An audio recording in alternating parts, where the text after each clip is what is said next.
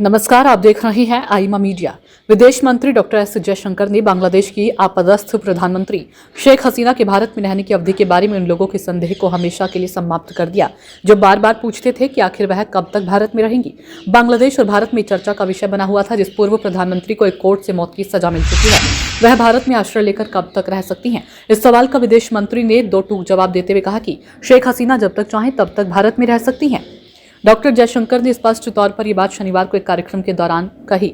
Doctor Jaishankar ने यह स्पष्ट भी कर दिया कि बांग्लादेश में लोकतंत्र की हालत ठीक नहीं है। असल में पूर्व प्रधानमंत्री शेख हसीना और उनका परिवार भारत से बहुत नजदीकी रिश्ता रखता है। बंग बंधु शेख मुजीबुर रहमान के समय से ही इस परिवार का दूसरा घर भारत रहा है, इसलिए पूर्व प्रधानमंत्री शेख हसीना अच्छी तरह इस बात को जानती हैं कि भारत में रहकर वह और उनका परिवार पूरी तरह सुरक्षित है। शेख हसीना और उनका परिवार इस बात को अच्छी तरह समझता है कि उनके प्रत्यार्पण के लिए भारत किसी भी हालत में तैयार नहीं होगा। अंतर्राष्ट्रीय विधि में राजनीतिक आरोपियों का प्रत्यार्पण उन्मुक्ति मिली है। रही बात पूर्व प्रधानमंत्री शेख हसीना के प्रत्यार्पण को मिली मौत की सजा के बाद भी आश्रय देने का, तो इस संदर्भ में भारत पचड़े में नहीं पड़ना चाहता। भारत ये सफाई देने की जरूरत भी नहीं समझता कि जिस कोर्ट ने मौत की सजा दी है उसमें पार्टी विशेष बीएनपी और जमायते इस्लामी के वकीलों को जज बनाया गया है जो वर्षों तक हसीना की पार्टी अवामी लीग की खिलाफत करते रहे हैं।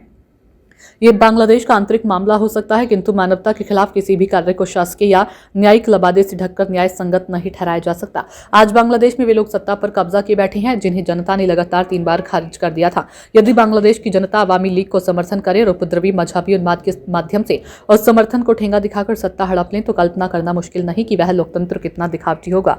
मौजूदा सरकार लोकतंत्र प्रेमी जनता पर थोपी हुई एक ऐसे अराजक और मजहबी कट्टरपंथियों की सरकार है जिसके लिए लोकतंत्र या जनभावनाओं के लिए कोई स्थान नहीं। बहरहाल भारत ना तो किसी से डरता है और ना ही किसी बात की संकोच करता है।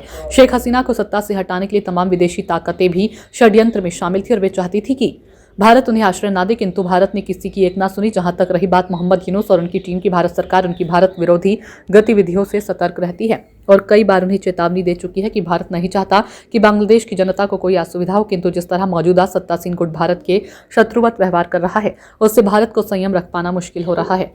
कहने का सार तो यह कि भारत समझता है कि उसे अपनी विश्वसनीयता को बचाने के लिए दृढ़ता का परिचय देना आवश्यक है और यही काम विदेश मंत्री डॉक्टर जयशंकर ने किया। इससे अब शेख हसीना के बारे में भारत सरकार का खरा जवाब बांग्लादेश को भी मिल गया।